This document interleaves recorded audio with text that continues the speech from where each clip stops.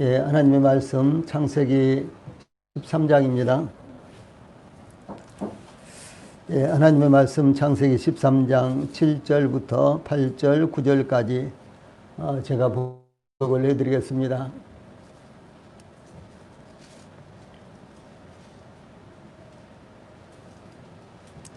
하나님의 말씀 창세기 13장 7절, 8절, 9절 말씀 제가 봉독을 해드리겠습니다. 그러므로 아브라함의 가축의 목자와 롯의 가축의 목자가 서로 다투고 또 가나안 사람과 브리스 사람도 그 땅에 거주하였는지라. 아브라함이 롯에게 이르되 우리는 한 친족이라 나나 너나 내 목자나 내 목자나 서로 다투게 하지 말자. 내 앞에 온 땅이 있지 아니하냐. 나를 떠나가라. 내가 좌하면 나는 우하고 내가 우하면은 나는 좌하리라. 아멘. 자, 우리 다 함께 7절, 8절, 9절 한번 같이 읽고 말씀 나누도록 하겠습니다. 시작. 그러므로 아브라함의 가축의 목자와 롯의 가축의 목자가 서로 다투고 또 가나안 사람과 브리스 사람도 그 땅에 거주하였는지라. 아브라함이 롯에게 이르되 우리는 한 친족이라 나나 너나 내 목자나 내 목자나 서로 다투게 하지 말자. 내 앞에 온 땅이 있지 아니하냐. 나를 떠나가라. 내가 좌하면 나는 우하고 내가 우하면 나는 좌하리라. 아멘. 예, 오늘 저녁에는 지금 우리가 함께 읽은 대로 창세기 13장 7절로 9절 말씀, 하나님의 말씀 창세기 13장 7절로 9절 말씀을 통해서 공동체의 화목을 위한 자기희생, 공동체의 화목을 위한 자기희생, 이런 주제로 말씀을 전해드리겠습니다. 얼마 전에 화제가 되고 있는 사건 가운데 하나가요, 김대중 씨의 사저 40억 원 나간답니다. 그 40억 원에 대한 두 아들의 재산 분쟁으로 세간의 이목이 집중되었습니다. 이 세간에는 아버지의 유산을 누가 더 많이 차지하느냐 하는 것 때문에 이 자식들 사이의 분쟁 사건이 어제 오늘의 일이 아니라는 것 잘 우리가 알고 있죠. 예, 하물며 아브라함과 롯 사이인 삼촌과 조카 사이의 이권 분쟁은 일반적인 사건에 불과하다라고 생각이 듭니다. 예, 그러나 분쟁 당사자가 어떤 혈맥이냐는 것 외에도 어떤 관련이 있는가 하는 것은 대단히 중요한 문제가 되는 것입니다. 이 본장에서는 이와 관련하여 그리스도인 사이에 어떻게 분쟁이 유발되며 또한 어떻게 분쟁이 처리되는지 혹은 또 처리돼야 되는지, 예, 그리스도 안에 있는 성도들에게 대단히 중요한 교훈을 나타내주고 있습니다. 먼저 7절 말씀은 자기중심적인 경향들이 나타나고 있습니다. 애굽에서 네게부를 거쳐 베델과 아이 사이로 올라온 아브라함과 롯에게는 양과 소와 장막이 있었는데, 예, 그들의 소유가 많았기 때문에 그 땅이 그들이 함께 동거하기에는 넉넉하지 못했습니다. 그러므로 7절을 보면은 그러므로 이렇게 시작하겠죠. 그러므로, 그 말은요, 그런 관계로, 예, 그들의 소유가 많은데 그 땅은 좁았다, 그런 말씀이죠. 그래서 예, 그런 관계로 이 아브라함의 가축의 목자와 롯의 가축의 목자가 서로 다투고 7절 전반부에 이렇게 나타나고 있죠. 즉 서로 좋은 목초지에서 짐승들을 먹이기 위해서 경쟁하다가 충돌했다라고 하는 사실입니다. 이 아브라함과 롯의 문제는 두 가정의 목자들로부터 충돌이 시작된 것은 필연적인 일이었습니다. 두 가정의 목자들은 서로가 좋은 곳에서 짐승들을 먹이기 위해 경쟁할 수밖에 없었고, 이런 관계로 다툼은 필연적이었습니다. 짐승들을 잘 먹이는 것이 목자들의 임무였기 때문입니다. 특히 주인에 대한 충성심이 더하면 더할수록 두 가정의 목자들 사이의 반목과 충돌은 더욱 더 심해졌을 것입니다. 더구나 이와 같은 경쟁은 주인들이 알거나 혹은 모르거나 이 상관없이 유발되었을 것이며, 그러니까 아브라함과 롯이 알든지 모르든지 간에 이 목자들 사이에 이와 같은 일이 유발되었을 것이며, 또 또한 주인이 그와 같은 관계를 원하지 않았을지라도 목자들 사이에서는 일선에 있었기 때문에 그들 사이에서는요, 일반적으로 일어날 수도 있는 경쟁심이었을 것이다, 이렇게 보입니다. 또한 족장이 왕과 같은 위치에 있었던 족장시대의 사회 현상은 족장들에게 절대적으로 충성해야 되는 이런 사회였기 때문에 경쟁과 그로 인한 충돌이 더욱 악화되는 것은 피할 수가 없었을 것입니다. 이 두 가정의 목자들의 충돌의 또 다른 원인이 되었던 문제에 대해서 7절 후반부에서는 또 가나안 사람과 브리스 사람도 그 땅에 거주하였는지라 이렇게 증가하고 있죠. 그래서 이 아브라함의 가축의 목자와 롯의 가축의 목자가 서로 다퉜는데 그뿐만 아니라 그 땅에는 가나안 사람과 브리스 사람도 이 가나안 원주민들도 그 땅에 거주하고 있었다, 이렇게 증가하고 있습니다. 이 아브라함과 롯이 거주하고 있었던 베델과 아이 사이 그 지역에는 그들만이 거주했던 것이 아니라 가나안 사람과 브리스 사람도 그 땅에 거주하고 있었다는 것입니다. 이런 상황은 세 가지 문제를 야기할 수가 있었던 것입니다. 첫째로 아브라함과 롯이 거주하고 있는 그 땅에는 가나안 사람과 브리스 사람도 거주하고 있었기 때문에 더욱 그 땅은 좁았다라고 하는 것입니다. 이 아브라함과 롯만 그들도 이제 장막이 있었고 많은 짐승들이 있었기 때문에 그들이 거주하기도 좁은 땅인데, 그런데 가나안 원주민과 그리고 브리스 사람들, 이들은 다들 가나안 땅 원주민들이었습니다. 그런데 이들도 함께 그곳에서 거주하고 있었기 때문에 그 땅은 더욱 좁았다라고 하는 것입니다. 예, 더 나아가 그 땅은 원주민인 이 가나안 사람과 브리스 사람이 차지하고 있었다는 이와 같은 의미입니다. 예, 그러므로 두 가정의 목자들은 그 사이사이에서 짐승들을 먹이고 있었기 때문에 더욱 심각한 어려움이 야기되었을 것입니다. 짐승은 많고 땅은 좁은 데다 그 땅을 차지하고 있는 원주민이 있었기 때문에 그 사이사이에서 짐승들을 먹이는 것은 한계에 달했을 것입니다.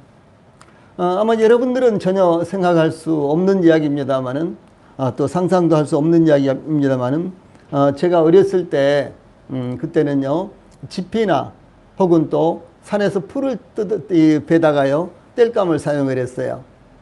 예, 그리고 이제 혹은 또 뭐 밭에 이런 콩이 이렇게 자라잖아요. 그러면 이제 콩을 나중에 이제 그 열매를 다 딴 다음에, 내지는 이제 옥수수 나무라든가 뭐 이런 것들요, 이제 나중에 바짝 마르면은 그것을 땔감으로도 이렇게 사용했습니다. 그런데 이제 그런 것으로 땔감을 사용하는 것은 한계가 있었기 때문에 저 산에 올라가서, 이제 우리 집 뒤에는 아주 상당히 높은 산들이 쫙 병풍처럼 이렇게 있었어요. 많이 있었습니다. 그래서 그 산에 올라가서 이제 풀을 이렇게 베다가, 그래서 이제 말려가지고요, 그것을 잔뜩 쌓아놓고 이제 겨울에면 그것으로 땔감을 했습니다. 그 다음에 이제 그 풀은 이 화력이 그렇게 좋지를 않잖아요. 그러니까 이제 산에서 풀을 벨 때 뭐 조그만 이런 나무들, 뭐 잡목들이죠. 잡목들까지 베가지고 이렇게 이제 그것을 말려서 땔감으로 사용하면 정말 화력이 좋습니다. 또 화력이 더 좋은 것은 소나무 있잖아요. 이 소나무를 통째로 베울 수 없으니까 소나무 가지를 잘라다가 이것을 또 이제 잘라다가요, 이렇게 딱 쌓아놓으면은 자연스럽게 말라요. 그러면 이제 겨울에 그것을 땔감으로 사용하면 정말 그것보다도 화력이 더 좋은 것이 없어요.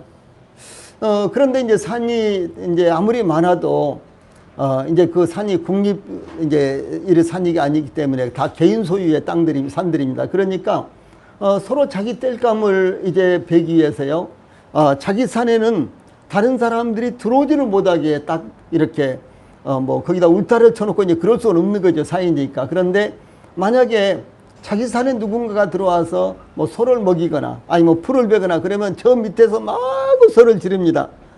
그 누구 산에 나가라 하면서 이렇게요.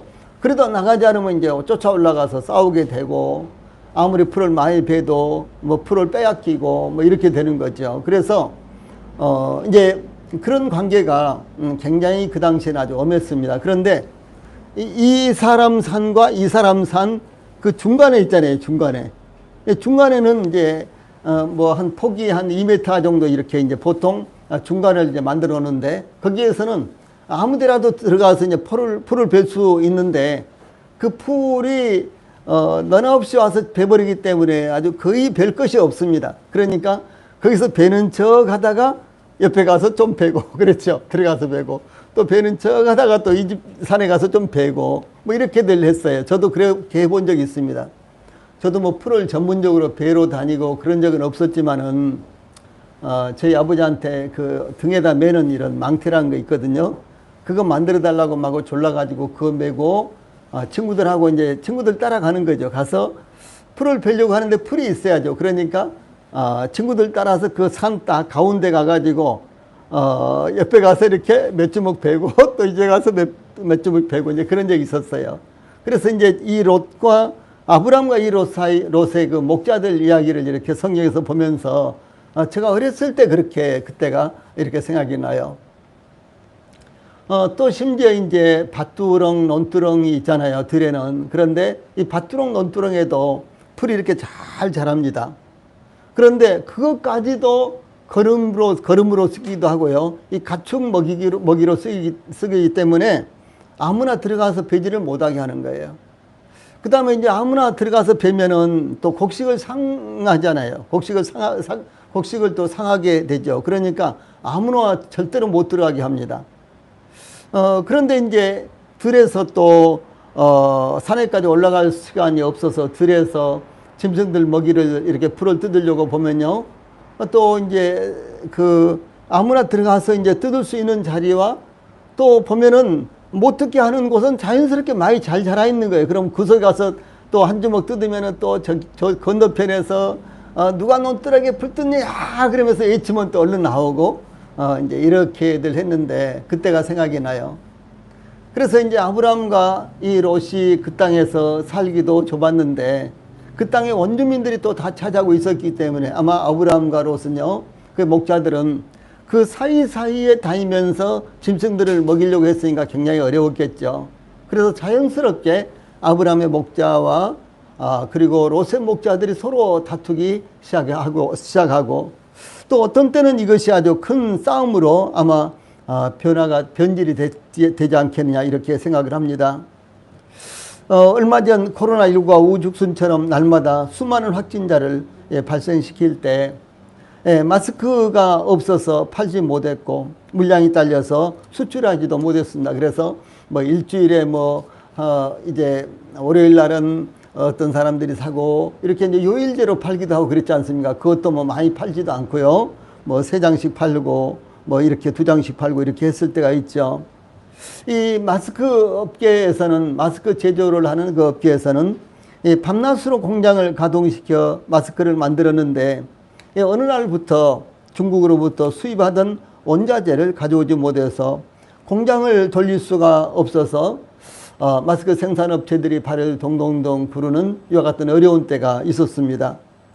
이 마스크 업계에서는 만들기만 하면 좋은 값으로 팔 수 있는 절호의 기회가 왔었는데 이제는 원자재가 들어오지 않아서 만들 수가 없었던 것입니다. 그러니까 중국에서 자기들이 만들어서 수출하려고 원자재를 한국에다가 보내지 않았던 거죠.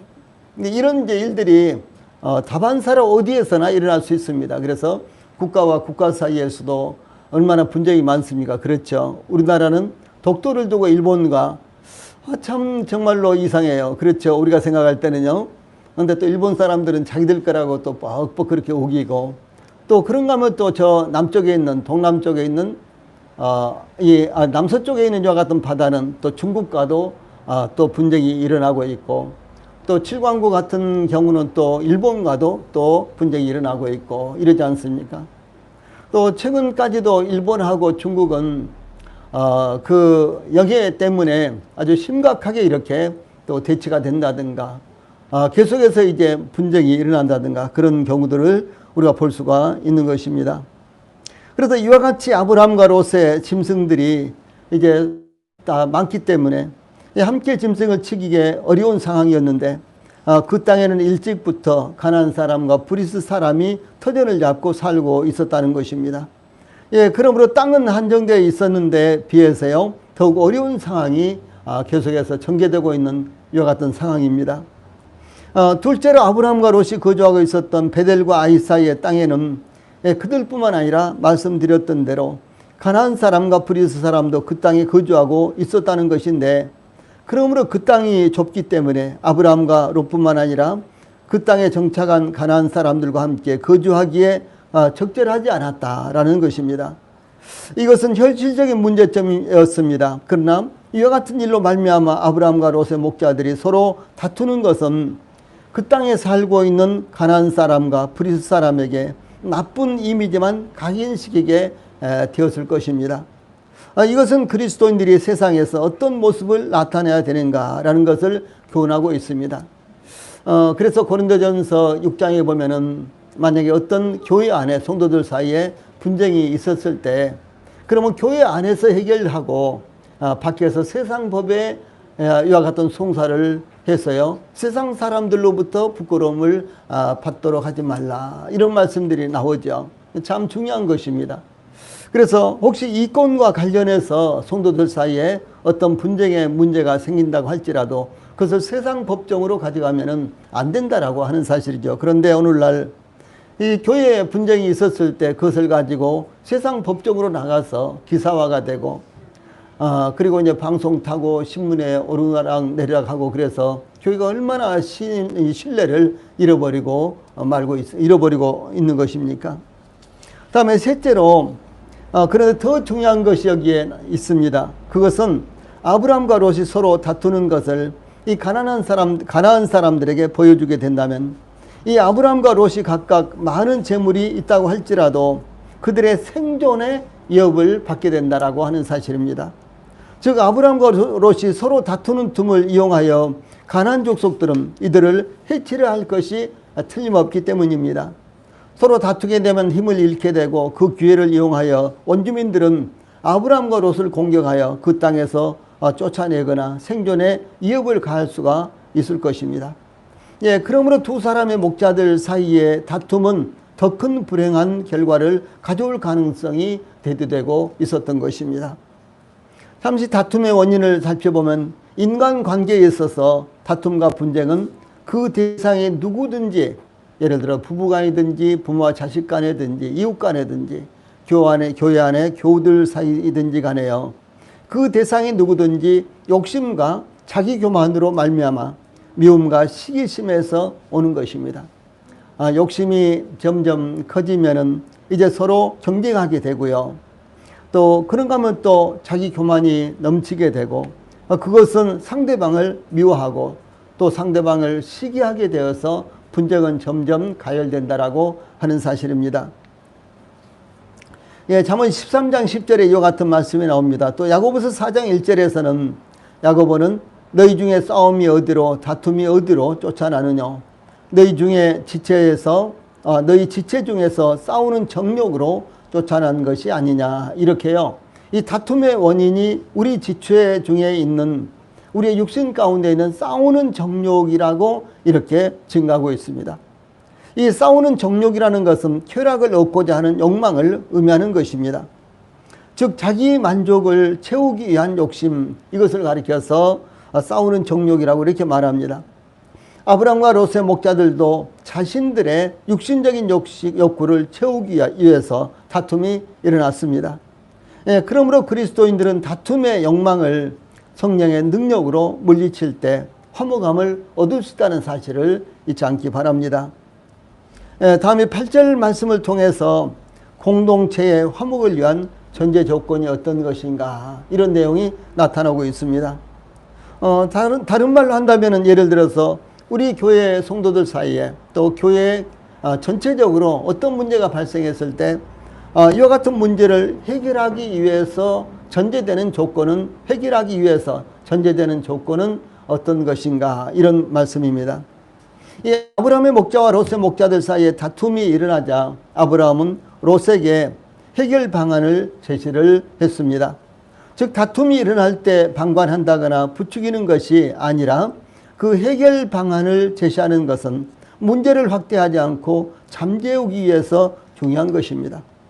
많은 분들이 자기와 직접적인 관련이 없다거나 그와 같은 다툼과 분쟁의 결과 자신에게 유리한 쪽으로 기울어지기를 바라면서 틀림없이 문제가 있는데, 틀림없이 잘못이 있는데 그런데도 불구하고 언급하지 않는 거죠. 그러면서 이 바람을 보고 있는 경우가 많습니다. 특히 결과적으로 자신과 관련된 공동체의 문제인데도 불구하고 남의 일처럼 방관하는 것은 합당하지 않다라고 하는 사실입니다. 더러는 간섭하기 싫고 누가 그러겠어요? 더러는 끼어들기 싫고 누가 그러겠습니까?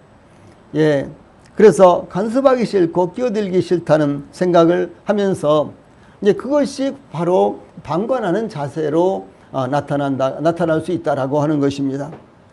아브라함은 롯에게 먼저 제시하기를 목자들끼리 싸우는데 무슨 상관이냐 그러면서 방관할 수가 없었다는 것이죠. 왜냐하면 그 분쟁은 나중에 더 큰 분쟁으로 틀림없이 변화가 되기 때문에 아브라함은 이와 같은 문제를 해결하기 위해서 빨리 끄기 위해서 롯에게 제시를 합니다. 제일 먼저요, 8절 전반부에 보면 우리는 한 친족이라 그랬죠.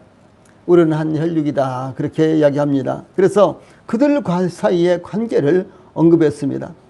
그래서 중요한 것은 그들은 서로 어떤 관계가 있느냐라고 하는 것, 여기서부터 해결 방안이 나와야 된다는 것입니다.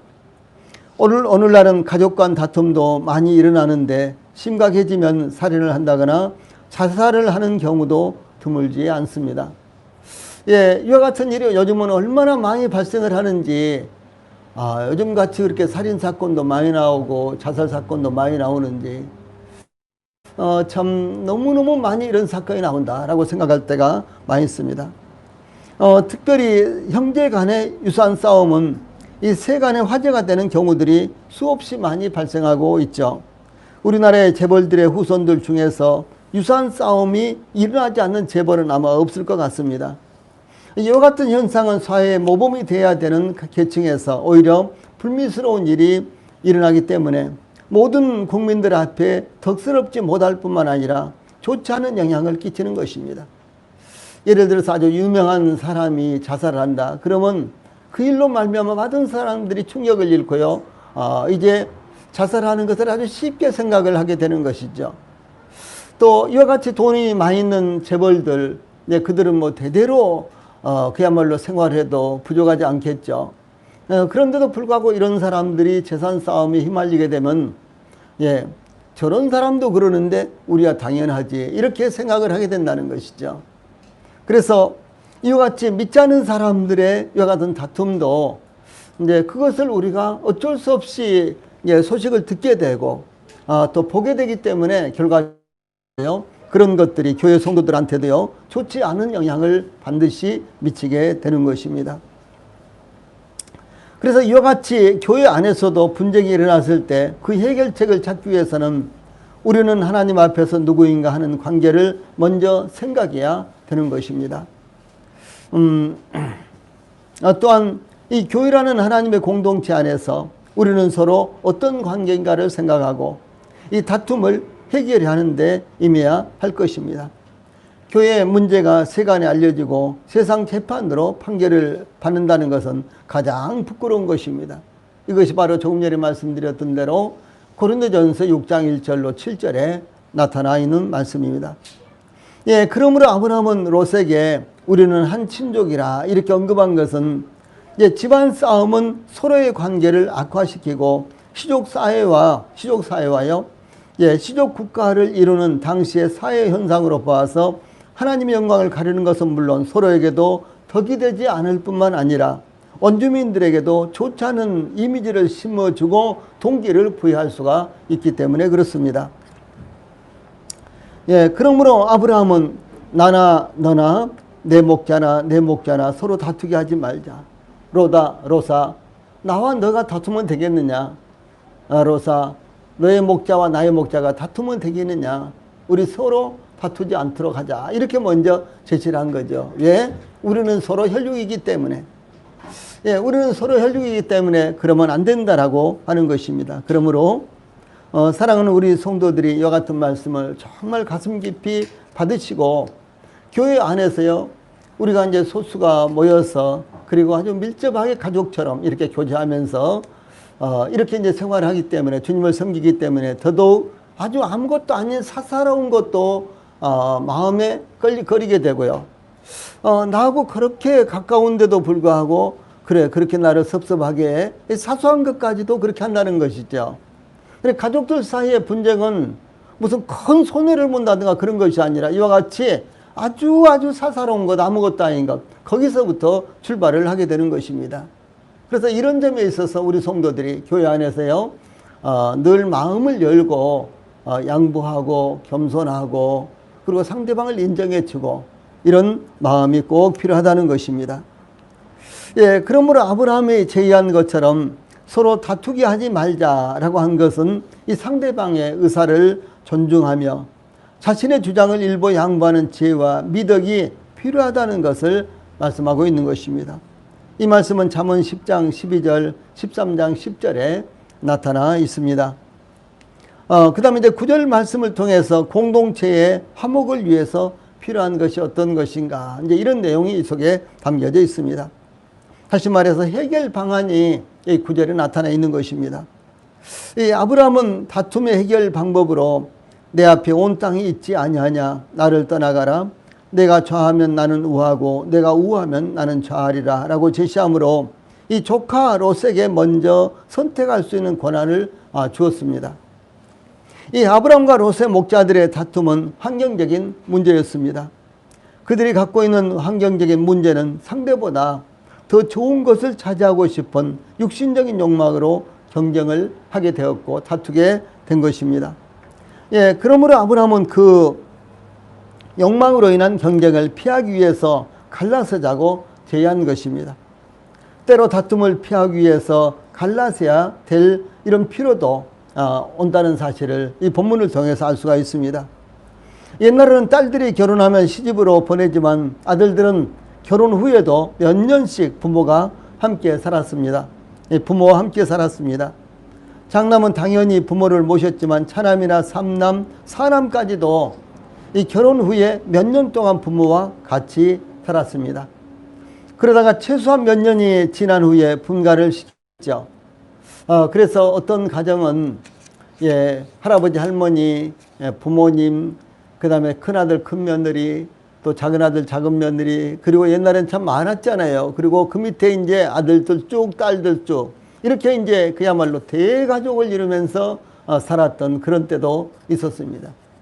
그래서 이제 자식들이 결혼하면은 금방 내보내지 않았어요. 최소한도 2, 3년 동안 이렇게 함께 살면서 그 가정의 예법이라든가 풍습이라든가 이런 것을 배우고 그리고 이제 나가서 이렇게 독립을 할 수 있도록 분가를 시켰죠. 그래서 이제 이와 같이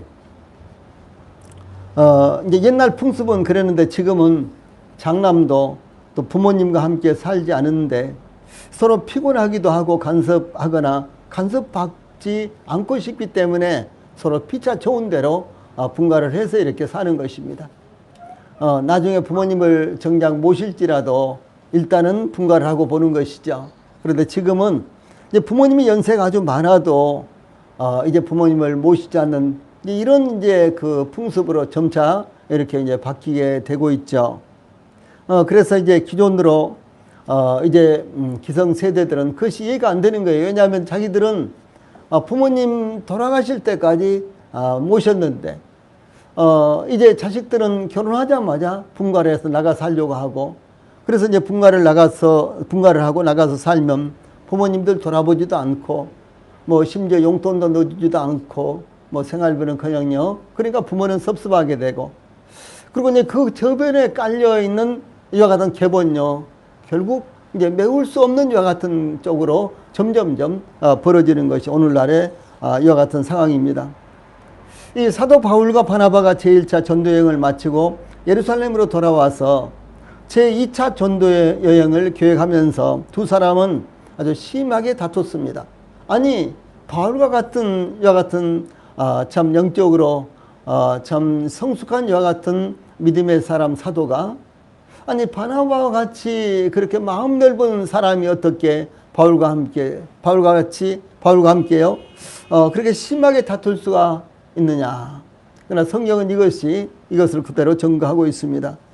이 사도행전 15장 37절로 40절에 보면은 바나바는 마가라 하는 요한도 데리고 가고자 하나 바울은 밤빌리아에서 자기들을 떠나 함께 일하러 가지 아니한 자를 데리고 가는 것이 옳지 않다 하여 이 서로 심히 다투어 피차 갈라서니 바나바는 마가를 데리고 배 타고 쿠브로로 가고 바울은 신라를 택한 후에 형제들에게 주의 은혜의 부탁함을 받고 떠나 이렇게 기록되어 있습니다.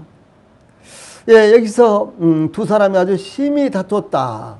그래서 결국은 피차 갈랐었다. 이렇게 39절에 증거를 하고 있습니다. 이 바울의 의견이나 바나바의 의견에는 잘못이 없습니다. 그리고 두 사람 다 상대방을 꺾기 위해서라든가 상대방을 해치기 위해서라든가 자기의 이익을 보기 위해서라든가 이런 것 때문에 다툰 것이 아니라 서로 하나님의 영광을 위해서 주님의 일의 확장을 위해서 이 서로를 위해서 다투게 됐다는 것이죠. 이 다툼의 성격이 이렇습니다. 그런데도 불구하고 그들은 합의점을 찾지 못하고요. 결국은 갈라선 거죠. 그래서 이제 이 바울과 바나바의 이 다툼은요, 이 교리적으로 문제가 된 것이 아니었습니다. 교리적으로 문제가 있었던 것이 아니라는 거죠. 이것은 서로의 은사의 차이였고, 복음 사역을 더 효과적으로 수행하기 위한 분별 때문이었습니다. 즉 바울은 앞만 보고 나아가는 성품이었죠. 그런가 하면은 바나바는 그의 이름이 이로의 아들이라 이렇게 했죠. 사도행전 4장 36절에 보면 바나바의 이름의 뜻이 이로의 아들 이런 말입니다. 그래서 이런 의미처럼 이 바나바는 돌보고 위로하고 격려하고 붙들어주고 이런 은사였다는 것이죠. 예, 참 얼마나 좋은 은사입니까? 이런 은사가 교회 안에 있어야 돼요. 그런가 하면 바울과 같은 은사도 역시 있어야 됩니다. 그래야지만 교회가 앞으로 전진하고 발전하고 그렇게 해야 하죠. 예, 그런데 이제 함께 하지 못한 이와 같은 성도들이잖아요. 이런 성도들은 바나바와 같은 은사를 가진 성도들이 뒤에서 이렇게 도와주고 격려해주고 붙들어주고 이렇게 해야지만 함께 갈 수가 있는 거예요. 예, 고기를 앞에서 잡는데 계속해서 그물이 뻥크가 나가지고 그물에 구멍이 나가지고 계속해서 빠져버리면 아무런 이익이 없는 것입니다. 그렇죠? 앞으로는 성도들이 들어오는데 뒤로는 이제 이렇게 구멍이 나서요 빠져버리면은 교회는 항상 피곤하게 되는 것입니다. 그래서 이제 앞에서 전도해서 영혼들이 구원받는 일을 위해서 이제 그야말로 전도에 열중하는 이런 성도들이 있고, 그러면 이제 교회에 더해지는 이와 같은 영혼들을요 잘 가르쳐서 이렇게 세우는 성도들, 또 그런가 하면 또 영적으로 병이 든다든가 어렵다든가 그래서 처져 있는 성도들을 위로하고 격려하고 붙들어주고 이런 이제 은사가 교회 안에는 두루두루 골고루 있어야지만 교회가 균형이 잡혀서 계속해서 함께 나아갈 수가 있다라고 하는 사실입니다. 그런데 두 사람은 결국 서로의 의견을 받아들이지 못하고 서로 헤어져서 제2차 전도 여행을 떠나게 되었습니다. 그래서 이제 바울은 신라를 데리고 또 전도여행을 출발하고요. 그 다음에 바나바는 마가 요한을 데리고 이제 전도여행을 출발합니다. 이 내용이 이제 사도행전 15장에 나타나죠. 이 아브라함의 롯에게 내 앞에 온 땅이 있지 아니하냐 9절 전반부에 이렇게 말씀하죠. 이렇게 언급한 것은 이 사해 연안을 따라서 베델에서부터 소알까지 또는 요단강을 사이에 두고 광활한 땅을 가리키고 있는 것입니다. 그 땅은 가나안 땅에서 목축업을 하는 아브라함에게나 롯에게는 동일하게 가장 좋은 환경을 가진 땅이었습니다. 그래서 이제 갈릴리 호수가 이 팔레스타인 가나안 땅 저 북쪽에 있잖아요. 그러면 이 갈릴리 호수에서부터 시작된 요단강을 끼고 요단강이 사해까지 내려오죠. 그럼 이제 이 요단강을 끼고 그 주변에는 이제 들이 크고 적은 들들이 형성이 되어 있고, 그래서 이제 초원이 잘 형성된 이와 같은 지역, 또 물이 풍부한 지역, 이런 것이 이제 요단강을 이제 중심으로 해요. 이렇게 이제 형성이 되어 있는 데가 나타나죠. 그런데 남쪽으로 내려갈수록 더 이와 같이 좋은 땅이, 그러니까 목축을 하기 아주 알맞은 이와 같은 땅들이 형성되어 있는데,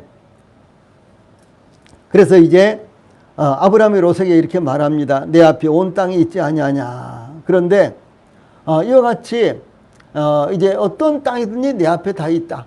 우리 앞에 다 있지 않느냐. 그러니까 예, 그 땅은 가나안 땅에서 목축업을 하는 아브라함에게나 롯에게나 아주 동일하게 좋은 환경을 가진 땅이었습니다. 예, 그러나 아브라함이 당연히 우선권을 가질 수 있었지만, 그렇죠. 아브라함은 리더였고 항상 아브라함이 주관해서 저 갈대아 우리에서부터 시작해서 하란을 거쳐서 가나안 땅에 왔습니다. 예, 그러므로 아브라함이 야 롯아, 내가 여기서 있을 테니까 너 다른 데로 가거라, 뭐 이런 식으로 이야기할 수도 있고, 내가 저 남쪽으로 갈 테니까 너는 네 알아서 살아라, 뭐 이렇게 한다든가요. 이렇게 할 수도 있었죠. 그런데도 불구하고 아브라함은 이런 당연히 우선권을 가질 수가 있었지만 롯에게 우선권을 주고 선택하도록 제의를 했는데, 이것은 윗사람으로서 또한 믿음에 성숙한 사람으로서 아름다운 모습인 것을 볼 수가 있는 것입니다. 이어서 아브라함이 롯에게 나를 떠나가라 라고 한 것은 이 롯과의 결별을 선택한 것으로 두 사람 사이의 관계를 위해서 최선책이었던 것입니다. 특히 아브라함이 롯에게 나를 떠나가라 라고 한 것은요, 일방적으로 롯을 떠나보내려는 것이 절대 아니라는 사실이죠. 예. 이어서 아브라함은 롯에게 내가 좌하면 나는 우하고 내가 우하면 나는 좌하리라 라고 하므로 롯에게 선택권을 주고 아브라함을 떠나도록 배려한 것을 의미를 하는 것입니다. 다시 말해서 이 아브라함은 롯에게 최대한의 배려를 하면서 이제 분가를 하려고 이렇게 하는 것입니다. 이 아브라함이 롯에게 이와 같이 제의한 것은 세속적인 방법이 아니었습니다. 세속적인 방법은 어떻게 했습니까? 서로 뭐 평수를 잰다든가 그러겠죠. 내지는 또 제비를 뽑는다든가 뭐 그런 방법이었겠죠. 아니, 제비를 뽑는다는 것도 사실은 아브라함에게는 그렇습니다. 아브라함은요, 일단은 우선권을 가질 수 있는 이와 같은 자격 있는 사람이었습니다. 그런데도 불구하고 아브라함이 그냥 제비를 뽑자 이렇게 해도요, 아브라함은 사실은 손해를 보고 들어가는 것이죠. 그런데 아브라함이요, 롯에게 야 롯아, 네가 먼저 선택해라. 네가 우하면 나는 좌할 것이고 내가 좌하면은 내가 우할 것이다. 그러니까 네가 먼저 선택을 해라. 네가 먼저 선택을 하면 나머지는 내가 그렇게 하겠다. 내가 차지하겠다. 이렇게 제의를 한 것입니다. 이것은 세속적인 방법이 아니고 또 뿐만 아니라 자기 욕심으로부터 난 것도 아니었습니다. 예, 아브라함의 이와 같은 방법은 철저히 자기 겸손과 상대방인 롯을 배려한 것이었습니다. 롯이 아랫사람이었지만 그런데도 불구하고 아브라함은 철저하게 아랫사람의 롯을 배려했습니다. 특히 아브라함은 주도적으로 자신의 기득권을 주장하거나 차지할 수 있는 위치에 있었습니다. 그러나 아브라함은 조카 롯에게 우선권을 양보했고, 어떤 것이 자기 몫이 되든 아브라함 자신은 롯이 선택하지 않는 부분을 자신의 몫으로 삼으려고 하는 겸손한 자세를 보였던 것을 알 수가 있는 것입니다. 그러나 결과적으로 아브라함의 이와 같은 자기 희생적인 양보는 수많은 유익을 가져왔다는 것을 알 수가 있는 것입니다.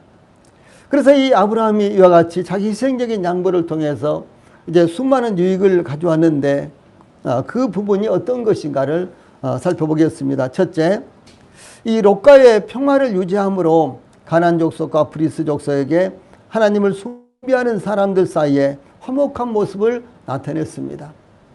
이 가나안 사람들은 아브라함과 롯이 하나님을 숭배하는 사람들, 이 가나안 사람들은 우상 숭배자들이었잖아요. 그렇죠? 그런데 아브라함은 우상 숭배자가 아니라요, 여호와 하나님을 숭배하는 사람들이라는 것을 이미 그들이 냄새를 풍겨서 알고 있었습니다. 예, 그래서 이제 이와 같이 아브라함은 롯과의 평화를 유지함으로 이 가나안 사람들과 브리스 사람들에게 하나님을 숭배하는 사람들의 화목한 모습을 이렇게 보여주었다는 것이죠. 그래서 이제 가나안 사람들과 브리스 사람들이 보면서 야, 참 저 사람들은 대단해. 서로 한바탕 싸우든가 아니면 서로 제비를 뽑든가 아니면 당연히 아브라함이 우선권을 가지고 먼저 선택을 하고 그 다음에 롯은 할 수 없이 불평해가면서 이제 나머지 부분을 선택을 하고 그랬을 텐데 그럴 텐데 참 저들은 참 이상해.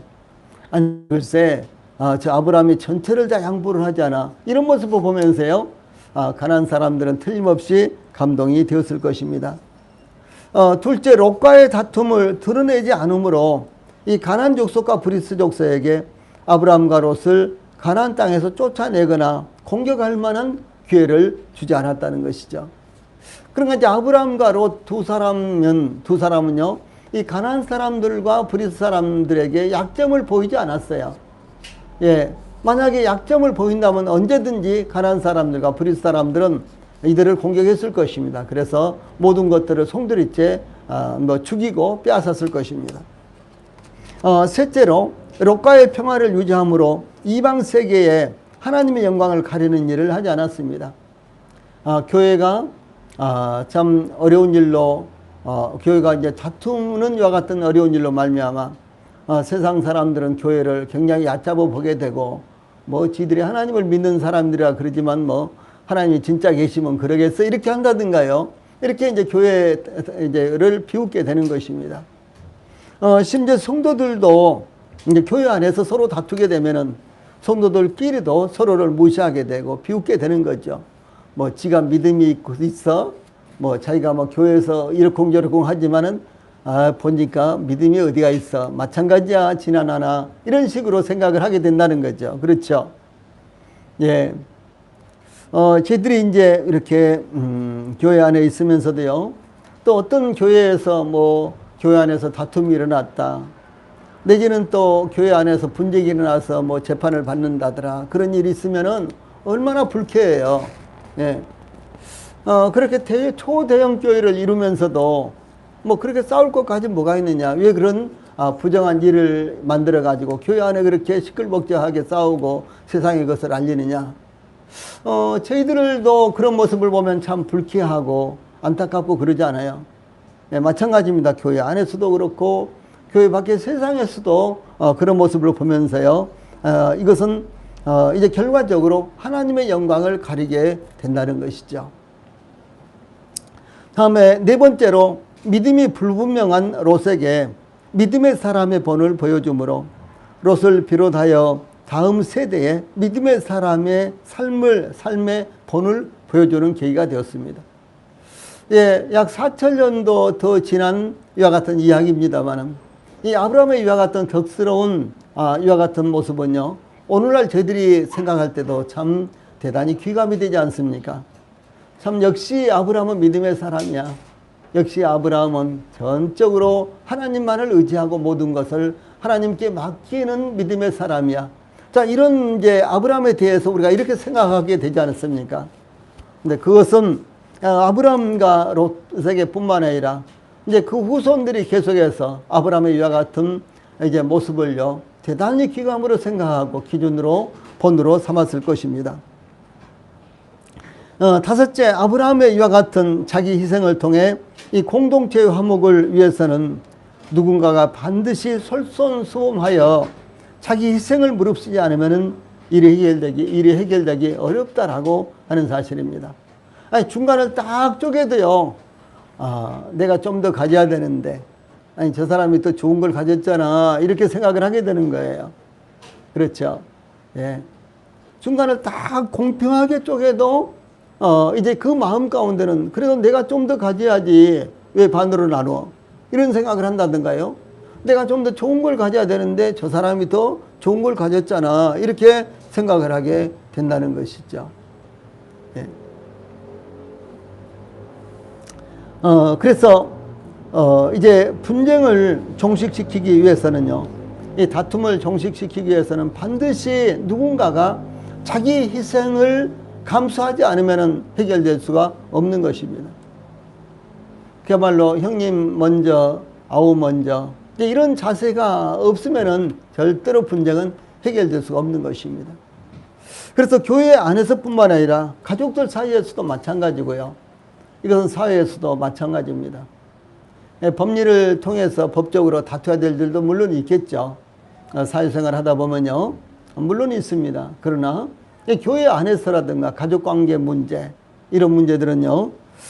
누군가가 희생을 함으로 말미암아 해결될 수 있는 일들이다 라는 사실 꼭 기억을 하시기 바랍니다. 왜냐하면은 서로 적절하게 이제 구분을 했다고 할지라도 여전히 마음 가운데는 서운한 마음이 드는 거예요.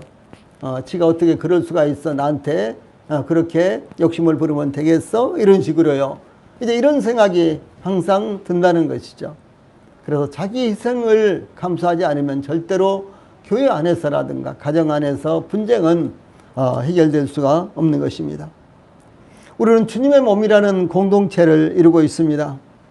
그런데도 불구하고 때로는 이 사소한 일로 말미암아 다툼이 일어나기도 하고 혹은 또 우리 성도들 대부분 다 내색은 하지 않지만 불편한 마음을 가질 때가 많이 있죠. 예, 내색은 하지 않는 거예요. 그래도 마음은 불편한 경우가 많이 있잖아요. 예, 그렇게 있을 수 있습니다. 그런데 이제 이와 같은 일들은 교회 안에서 항상 일어날 수가 있고 이 가족들 사이에서도 언제든지 발생할 수 있으며 심지어 부부 사이에서도 이런 일들은 일어날 수 있는 거죠. 그냥 내색하지 않아도 마음은 개운치 않는 이와 같은 일들이요 항상 일어날 수가 있는 것입니다. 그러나 중요한 것은 말씀드렸던 대로요. 이 공동체의 화목을 위한 자기 희생은 하나님 앞에 참으로 아름다운 것입니다. 특별히 교회라는 공동체 안에서 자기 희생은 하나님 앞에서 대단히 아름다운 것입니다. 예, 그러므로 우리 성도들이 서로 겸손하여 양보하고 희생함으로 주님께서 기뻐하시는 주님의 몸된 공동체가 되므로 모든 성도들이 그렇게 되기를 힘써야 되는 것입니다. 그 희생은 주님께서 더 아름다운 것으로 반드시 갚아주신다는 사실을 우리 성도들이 잊지 않기를 바랍니다. 아브라함의 경우를 보면은 아브라함은 롯이 선택한 이와 같은 지역보다도요 훨씬 더 열악한 지역을 선택을 하게 됐죠. 예, 어차피 롯은 자기 눈에 보기 좋은 대로 이제 그 다음 장면 이제 다음 주에 제가 말씀드리겠지만은 이 롯이 선택한 지역은 마치 에덴 동산 같은 그런 땅을 선택을 했어요. 그런데 아브라함이 선택할 수 있는 것은 이제 롯이 선택하고 남은 지역인데 그 지역은 메마른 지역이요, 그렇죠? 또 산악 지역이요, 참 볼품없는 이와 같은 지역이었습니다. 네, 그러나 이제 하나님께서 이렇게 아브라함에게 보상해 주신 것은요, 롯이 선택한 것에 수없이 많은 수백 배보다 더 많은 이와 같은 이제 아름다운 이제 상급으로 보상해 주신 것을 볼 수가 있는 것입니다. 그러므로 우리 성도들이 조금 자기 희생을 치른다고 할지라도 이것이 결국 손해가 되는 것이 아니라 하나님의 손길이 함께 하시면은 그보다도 훨씬 더 몇 값절이 되는 이와 같은 복으로 돌아온다는 사실을 우리 성도들이 잊지 않기를 바랍니다. 예, 기도하시겠습니다.